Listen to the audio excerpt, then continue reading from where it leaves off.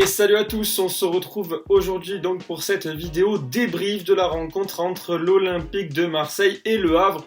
Après 6 matchs sans avoir réussi à remporter le moindre match, l'OM renoue donc avec la victoire grâce à cette victoire face au Havre sur le score de 3-0. Donc voilà, vraiment une victoire maîtrisée, il la fallait pour se rassurer impérativement, pour recoller aux premières places et pour vraiment ne pas perdre le rythme. Pour rester en confiance, c'était vraiment nécessaire donc avant la trêve internationale de prendre ces 3 points donc face au promu havrais. Un match que l'OM a maîtrisé parfaitement dans sa globalité. Donc une victoire 3-0, donc une ouverture du score en première période, donc c'était un CSC de la part du Havre. Pour le second but, c'est Aubameyang qui a inscrit un très très joli but, un ballon bien piqué après avoir reçu un caviar de Amin Harit. Amin Harit qui a d'ailleurs fait un très gros match, donc on reviendra là-dessus. Et puis le dernier but, un but d'Ismail Assar, donc servi cette fois-ci par un bonbon de la part de Pierre-Emerick Aubameyang, une talonnade magnifique. Donc voilà, score sans appel, 3-0, l'OM qui a joué en supériorité numérique pendant près de la moitié de la rencontre. Mais on a quand même senti l'OM bien au-dessus à 11 contre 11. On voit que des automatismes sont en train d'être mis en place par Gennaro Gattuso, que les principes de jeu sont vraiment bien intégrés par les joueurs. Donc honnêtement, ça fait plaisir de voir une équipe de l'OM si conquérante, si présente et surtout si efficace avec un score si large comme ça, 3-0, ça fait toujours plaisir. Donc sur ce match, j'ai décidé de relever la performance de 3 joueurs en particulier. Donc ce seront mes tops sur ce match. Donc en premier, bien sûr, Amin Harit, donc qui a été cette fois-ci positionné en tant que numéro 10 dans ce match. Gattuso qui a voulu vraiment le positionner dans le cœur du jeu, pour qu'il soit vraiment très très libre, disponible derrière l'attaquant, derrière Aubameyang, et pour même servir aussi Ismail Assar et Iliman Ndiaye. Donc on a vraiment senti le Marocain très très bien en jambes, auteur donc de la passe décisive sur le premier but de Pierre-Emerick Aubameyang. Et puis même dans le jeu, Amin Harit, très très important encore une fois, il a donné beaucoup de passes clés, il aurait pu avoir même plus d'une passe décisive si les autres occasions avaient été converties. Très très juste dans ses passes, très très juste techniquement, très très incisif. Il a fait beaucoup de mal à cette équipe du Havre. Donc honnêtement, grosse performance de la part de Amin Harit. Donc je décide de le placer logiquement parmi mes 3 tops du jour. À ses côtés, du coup, le buteur, Pierre-Emerick Aubameyang.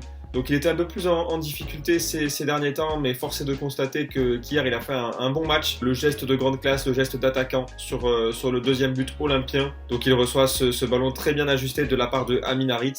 Et de l'autre côté, c'est la classe de l'attaquant, tout simplement, ballon piqué, qui parvient à tromper le gardien du Havre et à finir au fond des filets. Après, il a fait un bon match, il a aussi eu d'autres situations qu'il aurait pu convertir, mais ça reste quand même un bon match. On notera aussi cette merveille de passe décisive pour Ismail Assar en toute fin de rencontre. Donc après avoir réussi à déborder le gardien, il arrive à placer une talonnade parfaitement dans l'axe, où Ismail Assar n'a plus qu'à pousser le ballon au fond des filets. Donc voilà, vraiment Aubameyang, très bon match, on espère que ça va le mettre en confiance. Donc il a inscrit son premier but en Ligue 1. On espère que ce sera le premier d'une très très longue série. Et puis enfin, donc dans mes derniers tops, je décide de mettre un joueur défensif, Léo Balerdi. Donc lui qui est là actuellement pour pallier l'absence de Samuel Gigot en défense. L'Argentin qui a fait un match très solide une nouvelle fois. Très très sérieux, c'était d'ailleurs son 100e match sous les couleurs de l'Olympique de Marseille. Voilà, Léo Balerdi, bon, même si la défense n'a pas été vraiment sollicitée hier, il a été très appliqué, très sérieux, il a laissé aucun espace à Mohamed Bayo, il a laissé aucun espace à Alioui. Voilà, très, très bien en place aux côtés de Chancel Mbemba, on a vraiment senti l'Argentin bien en confiance. Donc ça fait plaisir et on espère que dans les prochains matchs, ça suivra davantage. Donc on va faire un point sur les statistiques de cette rencontre. Donc l'OM, comme on le disait, qui a parfaitement maîtrisé son sujet et on le voit de par ses statistiques. Donc les expected goals qui représentent parfaitement le score de la rencontre, donc 3-0. On voit que l'OM a converti toutes les chances de but attendues. Donc ça fait plaisir de voir une équipe de l'OM si efficace. On se rappelle qu'il y a des matchs, que ce soit cette saison ou l'année dernière, où l'OM avait des expected goals plus élevés et au final, en termes de buts attendus, c'était pas la même chose. L'OM qui a su convertir ces situations et qui a su être efficace. En termes de possession de balle, l'OM qui a eu 64% de possession contre 36 du coup pour le Havre. Bon, ça paraît assez logique vu que le Havre est resté très très regroupé bloc bas Et après avoir reçu le carton rouge, le Havre qui a eu très peu de ballons à jouer. Donc une possession maîtrisée par les Olympiens. Mais ça fait plaisir de voir qu'il n'y a pas eu de tendance inversée au cours du match. Enfin pour les tirs, du coup, l'OM a tiré 14 fois au but et en a cadré 6. 3 buts sur 6 tirs cadrés, c'est un bon ratio quand même. Et 14 tirs, on voit que l'OM a donc été présent dans le secteur offensif. Le Havre qui a quand même tiré 7 fois au but, qui n'a jamais été véritablement menaçant pour la défense, que ce soit pour Paul Lopez ou pour les défenseurs en eux-mêmes. 7 tirs, mais donc un seul cadré. Donc l'OM qui a bien maîtrisé son sujet. On fait un point sur le classement de la Ligue 1 et donc on voit l'OM qui remonte au classement.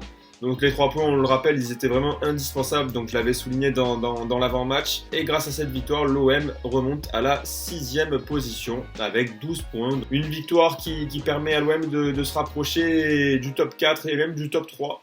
Donc 4-3 longueur du Paris Saint-Germain. Et au final, on voit que l'OM n'est pas si loin non plus de la place de leader. Hein. L'OM n'est qu'à 5 points de l'AS Monaco. Le quatuor du coup devant, c'est l'AS Monaco, l'OGC Nice, Paris et Brest. Donc d'ailleurs on peut souligner que les équipes devant l'OM, donc on a déjà joué 4 de ces 5 équipes.